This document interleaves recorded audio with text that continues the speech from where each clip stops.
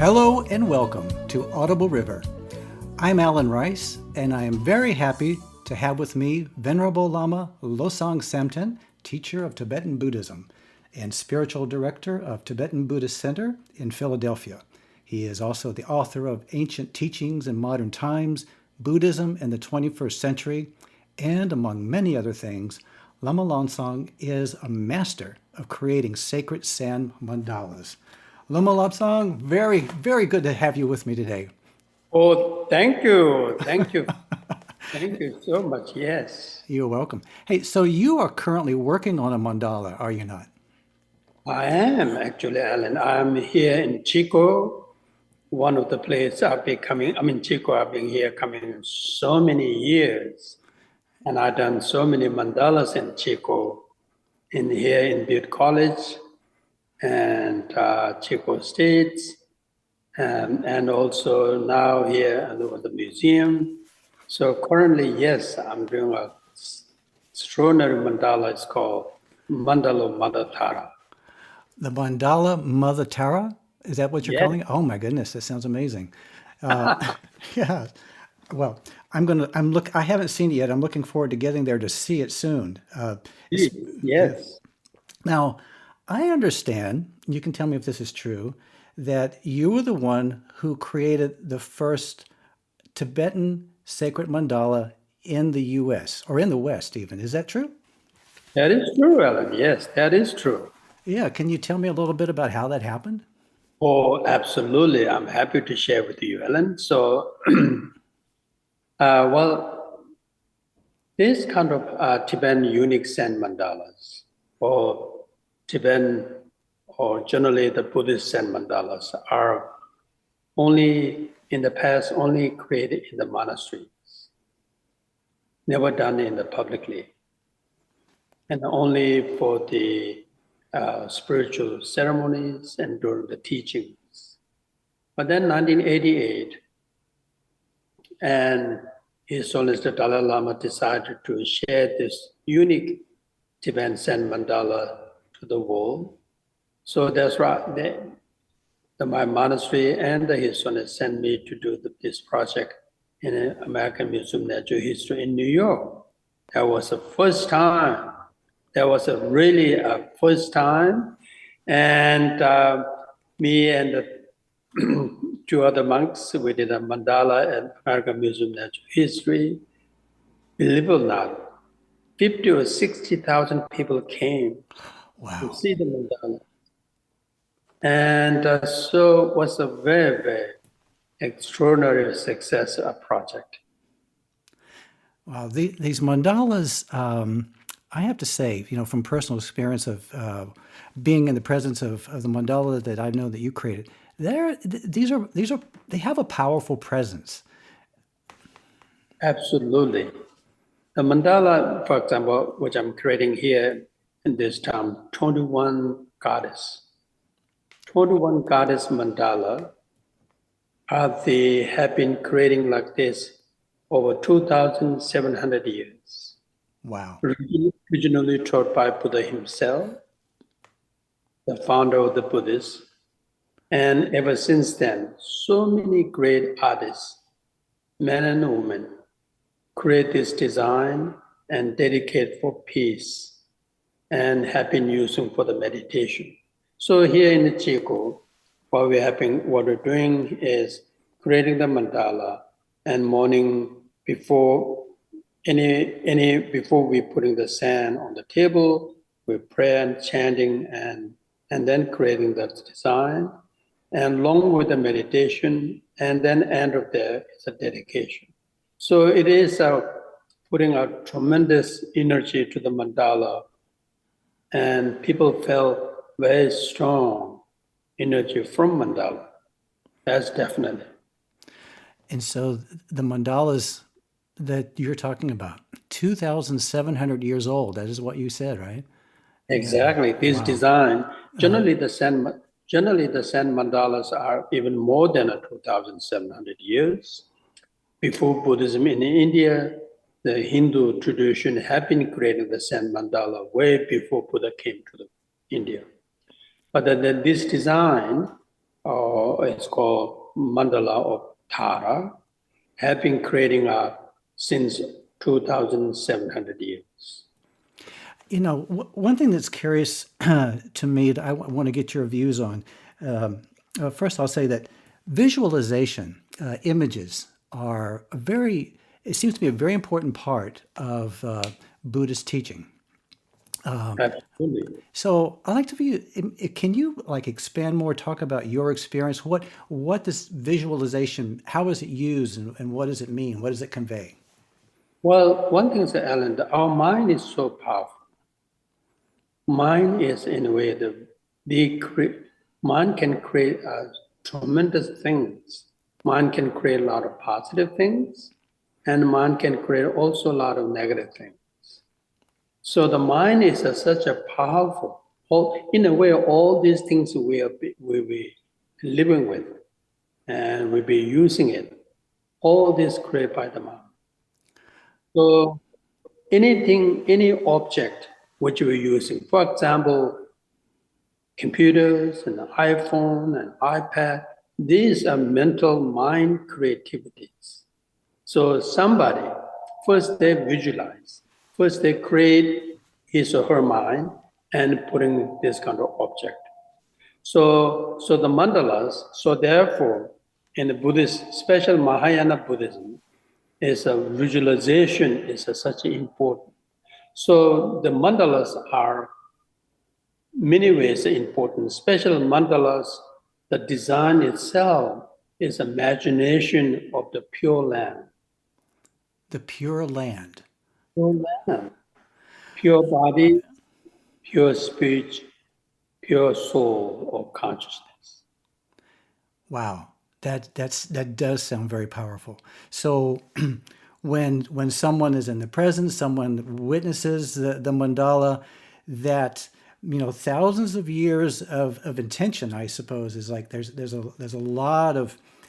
Oh, okay, I think that what I want to get at here is that the image itself is something I imagine is like carried in the mind of monks, carried in like the teacher's minds. It's like embodied in some way, and then it's created because you're learning this. You're expressing something through your meditation, your activity. I'm not sure exactly what I'm trying to ask, but it has to do with the way a lineage of teaching is passed through the image. That's yes, that's what I want to get your reaction on. That is true.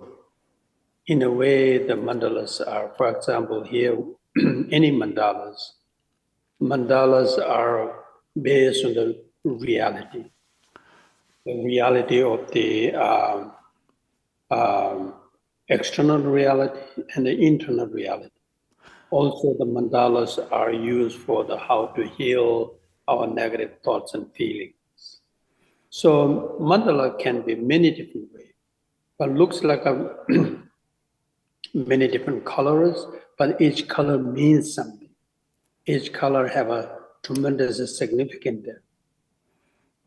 Wow. So how did you learn to make mandalas? This seems like an incredible skill. I know. Well, mandalas, sand mandalas. In Tibet, there were before 1959, so many monasteries and nunneries. Monasteries and nunneries are like here in Mecca, like a school. It's like so many different schools, so many different colleges. Likewise, in Tibet, there are so many monasteries. So people get into the monastery, not necessarily only the spiritual reason, but also education reason. Oh.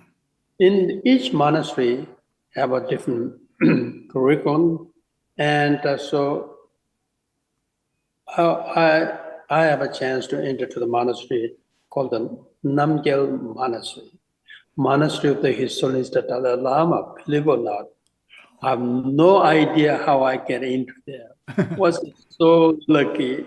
Nowadays I was thinking, wow, I get into that monastery. And I've been studying about 20 something years. But in there that teach the sand mandala. The sand mandala, and for example, how to color the sand, how to use the measurement of the mandala. So all this process taught in that school on the monastery over 2 years. 2 years. And a lot of things, we memorize. Through all these textbooks, we memorize it. So it's a nowadays when we're looking back, it's a fascinating. And good thing is I have a great teacher. This remarkable teacher who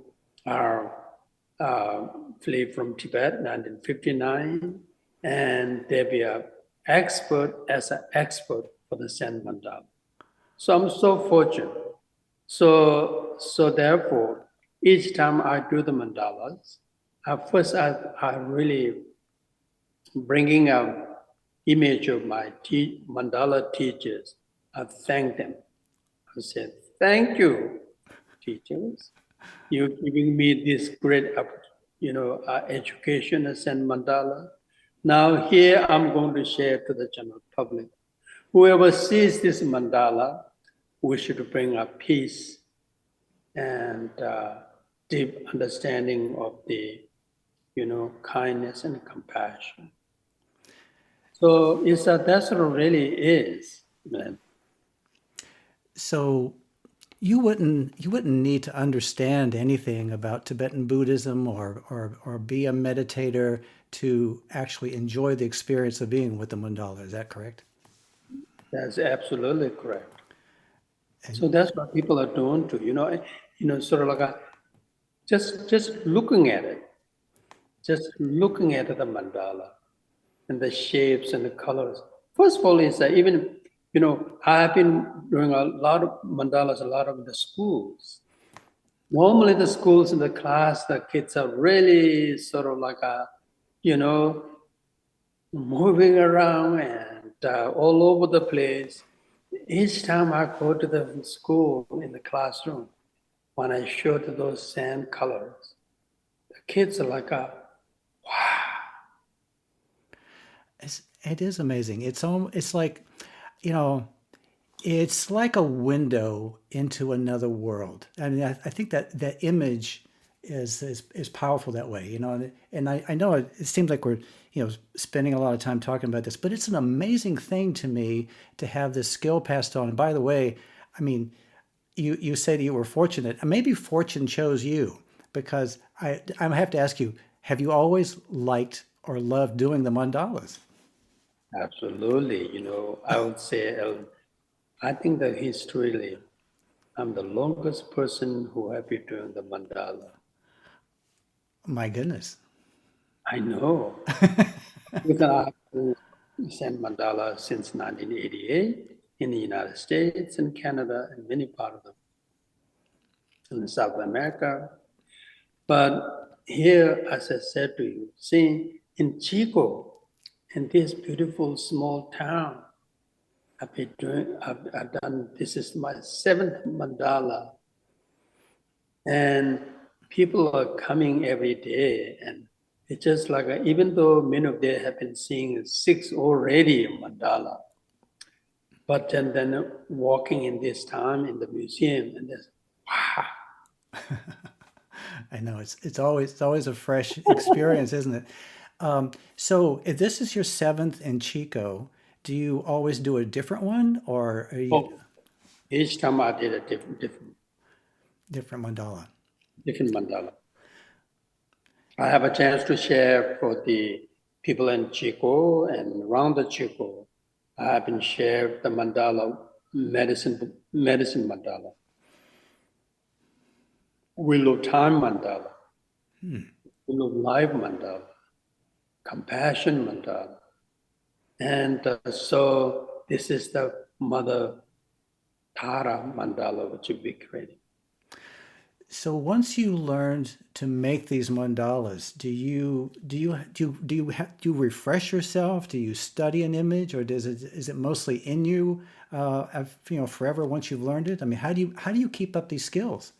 Well, as like a musician, the great musicians, even though they are so great, but they have to practice every single day. Oh, You know, likewise, to me, even though I have been studying this, I've been doing this so many times, but at the same time, I didn't want to lose my skill.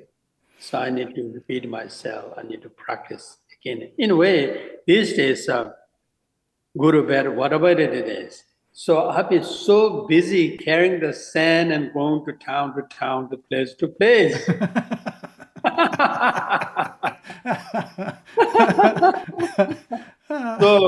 So, so I didn't have to set up the schedule to practice myself, but really going so many places, and it had really it's each time they create the design, and I look at it, and I say, wow, not the wow which I created, but the wow because of this sort of design taught by 2,000 something years ago. yes. There's nothing to do with me. There's nothing to do with create my ego or anything. But it is a magnificent. In the ancient time, they have such a great knowledge and skill, and they know exactly, what to do. It's almost like the mandala becomes a living thing, and that this is just my thinking, and that you perform a service to let the mandala emerge and be seen. Does that make sense? That makes sense. For example, today, even though yesterday and today the museum is closed, and so I've been working. Even though the museums are closed, I can hearing the museum's phone is ringing as like a, I don't know what. I'm sure the people say, "Can I see to the mandala? Can I come to?" The phone is keep ringing. But I've been, creating a mandala, even though museum is closed in yesterday and today, that way I can, Thursday, tomorrow, when people come in, they can see the design Nice. and beautiful design. And also, I'm the only one in this case creating this design. So if I do work more yesterday and today, there will Thursday, Friday, Saturday, Sunday, and the next week I have more chance to explain what is this all this about. Oh, I see. There's more completed that you can talk about, right? Is that what you mean? It's like more the Yes, image that's available to this, yes, to yes, describe. yes. So it takes you quite a while to make a sand mandala, right? And you're just placing grains of sand in beautiful patterns. Grain to sand. That depend on the design. One time we did a mandala wheel of time here at Chico State, and it took me. I work every single day. It took me 5 weeks to. Wow. So this is not big as like a mandala wheel of time is, but it taking me 2 weeks to complete. So the 27th of October this month, and it be complete mandala of 21 Tara. So today, for example, I'll be finishing 5 Taras. Now 5 Taras already on the table. That's exciting, huh? I know. 5 Tara is like a live waiting for tomorrow to whoever comes tomorrow to say, we're here. I love it. And then tomorrow I'm working, I'm sure there's another 5 or 6 or 7 taras. Basically, end of this week, Sunday, I believe, at least I can finish the whole 21 Wow. image mother tara. And then there's more other design to go around Right. with that. Got it. Right. Because there's lots of Oh, imagery to complete the whole mandala, lots of detail. it's, a, it's a really amazing. It's really amazing. It Um, is.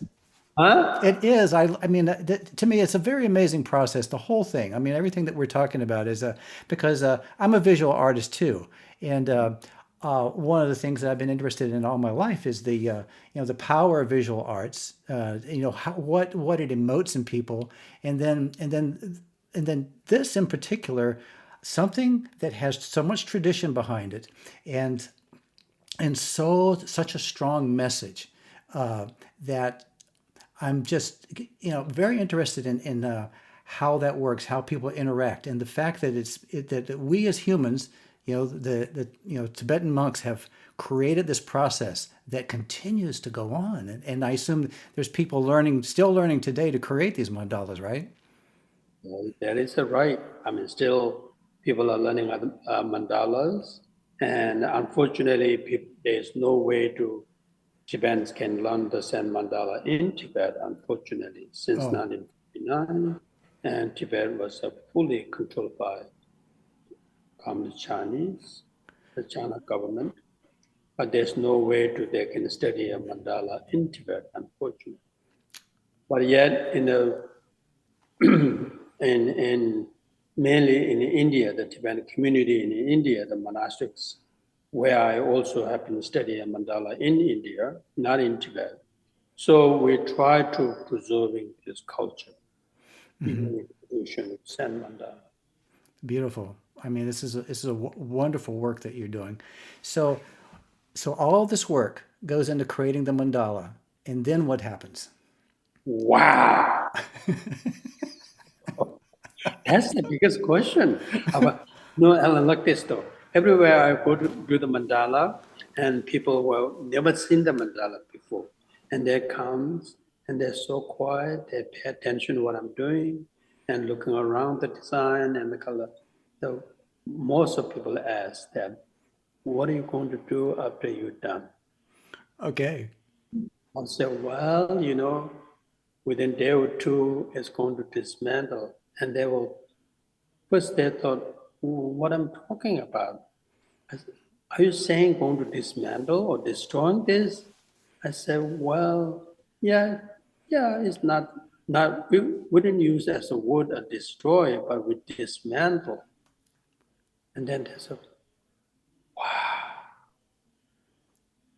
and and so he or she was so shocked to beauty of this mandala and worked so many days and so many hours and then going to dismantle. So then he or she will bring the next day a friend to see the mandala. And now that the person already learn from me to going to dismantle. And then he or she will tell the friend saying quietly, he's going to dismantle this. You hear them say this, right? I can hear that. I can hear that. So then wow. But then I have to explain because of his, I said, well, this is this kind of so many different sand or the colors gift from the Mother Earth. So now we return back to the Mother Earth. Like a cake, like our birthday cake. A birthday cake. Yes, like beautiful creating a birthday cake. And then we will not say we should not eat this so beautiful, put back to the refrigerator. No, we just cut it and eat it.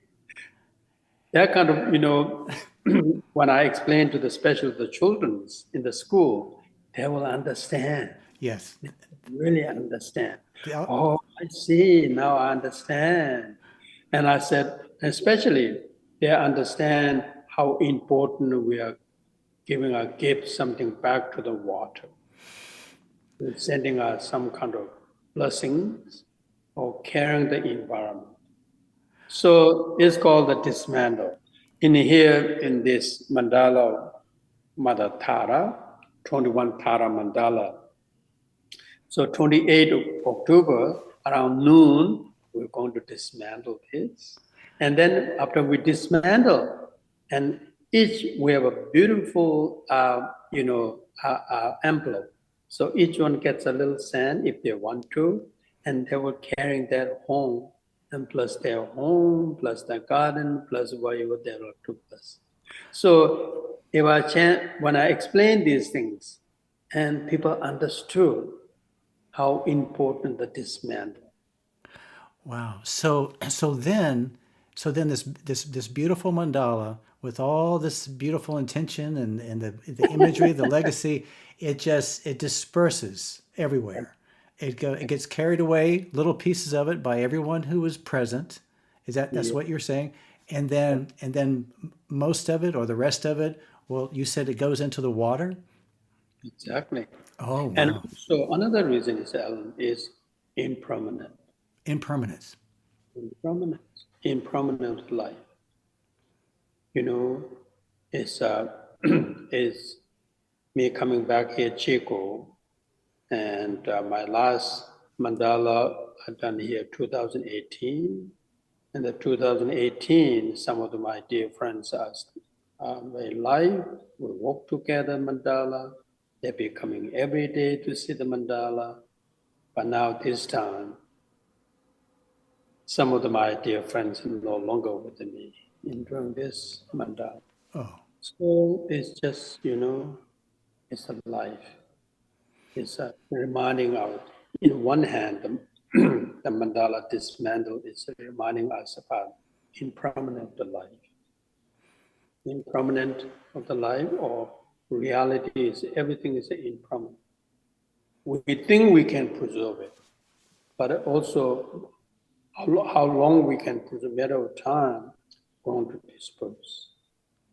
So no matter what we believe about preserving, in reality, we have to accept, if we're being real, that it's all impermanent, and that someday somehow that it will dismantle like the mandala. That all reality will. That's right. Okay, Even and the bigger picture, I could not believe.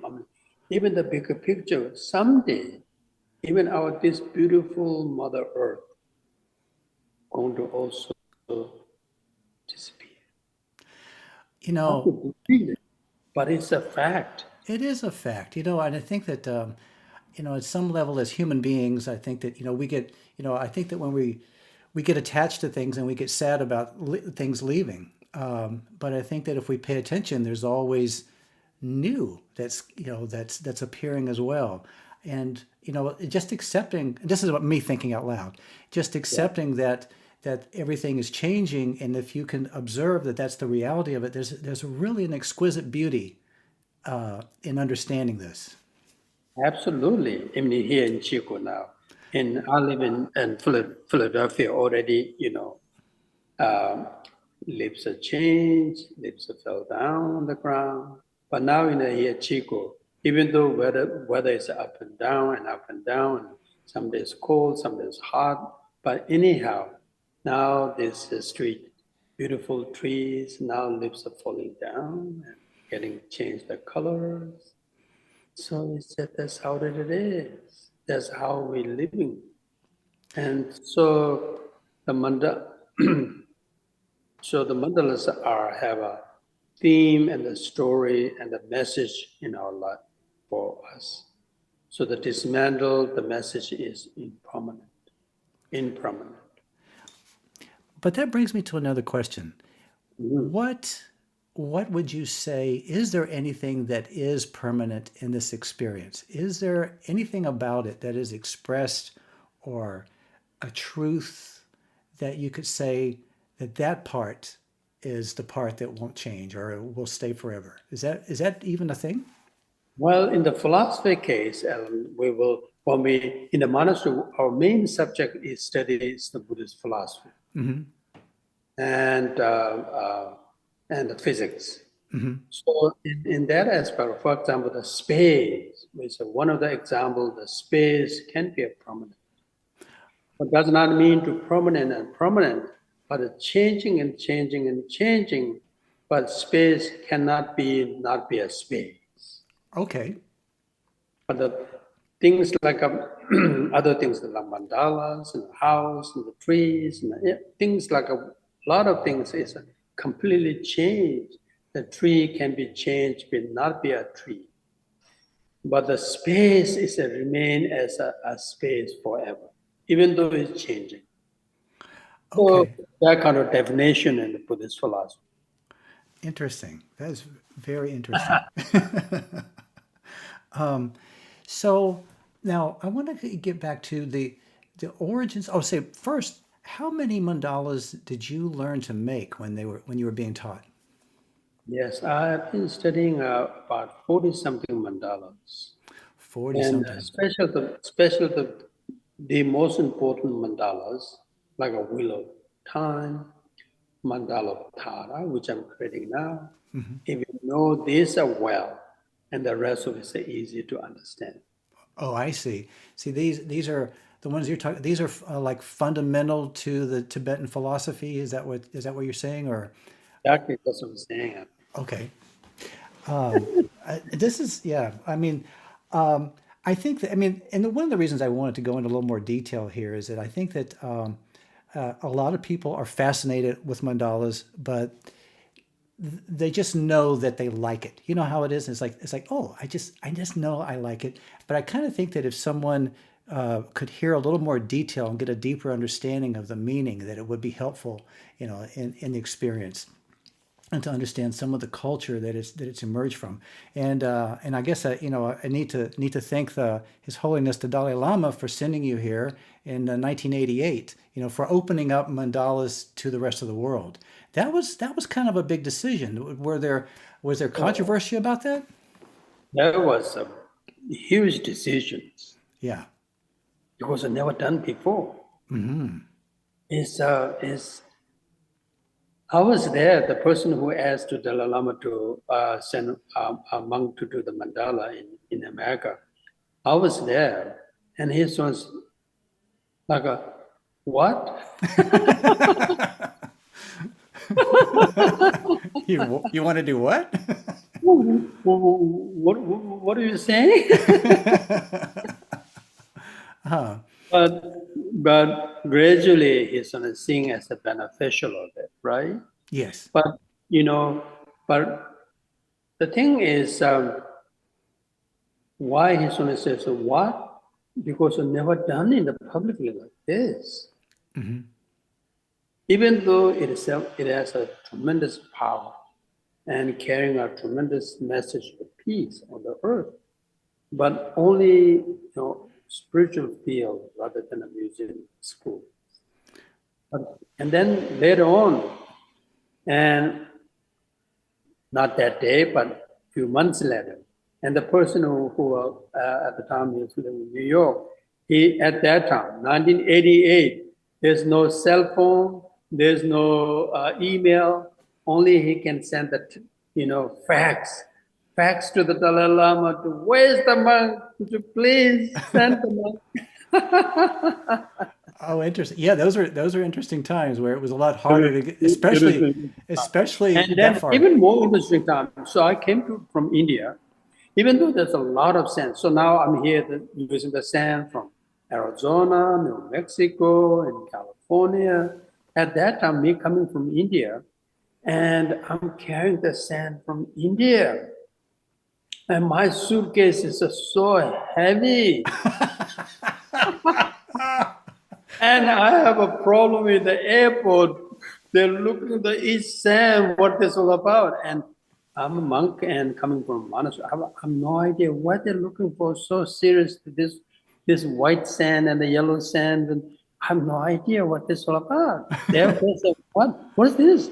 And I was in JFK a couple of hours. Oh wow, because they had no idea what you were I have doing. no idea. They What? thought later on, I realized they thought maybe I'm bringing out some kind of drugs or something. Yes, exactly. It's like they're looking at all these different colors and they're going like, "All right, what is this?" Right? What's this? And they wanted me to sit in the corner and say, don't touch, we'll testing this, and they test and test and test. And later on, they realized that there's a sand. You could have told them that, right? Yeah. And they say, why are you bringing a sand? Exactly. We have sand here. Like, I said, why are you bringing sand in America? Look at the suitcase, it's so heavy. I, I, I, I, I always remember that so vividly. wow. I bet you do. So was that your first time in the U.S.? That was not first time to the U.S., but that's first time to me coming to do the mandala First time to do the mandala, right? by myself. Yes. Wow. It- wow. And so you must have, did you learn English in India before you came to the US? Oh, I didn't learn in English in India. I learned English. I'm still learning, but English I learned since I came to U.S. Okay. Yeah. So that would have complicated things at JFK as well, if your English wasn't very good. My English is not good. And luckily, I'm carrying a piece of paper to saying it, his name is Losang Samten. He's going to American Museum of Natural History. This is a picture. It's called Tibetan Sand Mandala. So that's what I'm carrying. And the person who organized it, waiting outside the JFK, but he's waiting. He have no idea why I'm not coming out of the airport. Oh, he had I'm to, I was 3 hours there checking and checking, but because I have so many different colors. Look in here, for example, I have a 30 different color of sand. so they had to test everyone, every color. They will test everything. Oh my goodness. That's kind of that. So these days, what I'm doing, I'm not carrying them when I travel. I ship to the sand and ahead of time. Ah, you got wise. Yes. Yeah. Otherwise, first of all, it's so heavy, and secondly, always the airport has some kind of problem there. They wanted to see, well, what is this? And for a while, I was carrying out, I was so many news clips or images, and in sometime in the even the airport, they say, "Oh yeah, I saw you. Oh, Oh really? yeah, yeah, I know. Oh yeah." But anyhow, they make sure it's a really a sand. Of course. Wow. Well, especially, well, once they ask the question, then then they have to like follow procedure and do all that stuff, right? Oh, wow. Well, well, overall, what would you say, if you had to summarize the most important teaching that you would like to come from the mandala to anyone, if you had to say, or if you can express what it means to you, I guess that's what I'm trying to get at, just in a simple way, that meaning that it has. Kindness. Kindness. Yeah, kindness. Oh my goodness. Yeah. So that's what we're lacking in today in the world. Be kind. Be kind to ourselves and be kind to the others. I mean, that's the message from Jesus. Be kind. It is. Kindness. It's a Kind. simple message, but it's a powerful Very healer. kind. Very profound and really very kind. For example, this is I've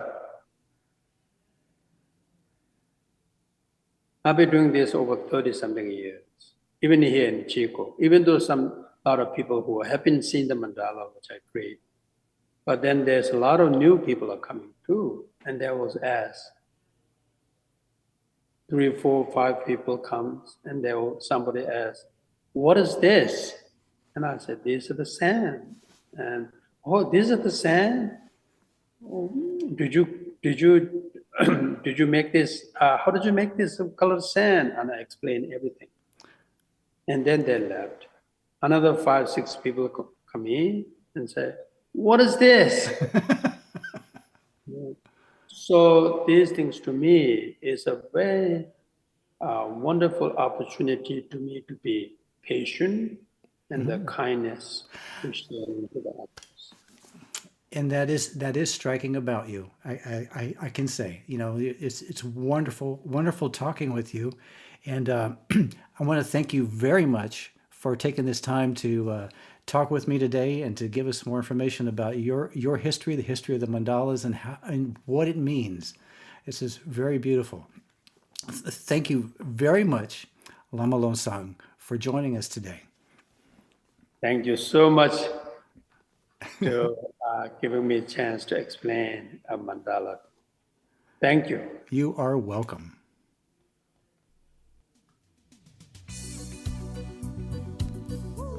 And that is all for this episode of Audible River. If you have any thoughts you'd like to share, you can email us at audibleriverpodcast@gmail.com. Thank you for listening.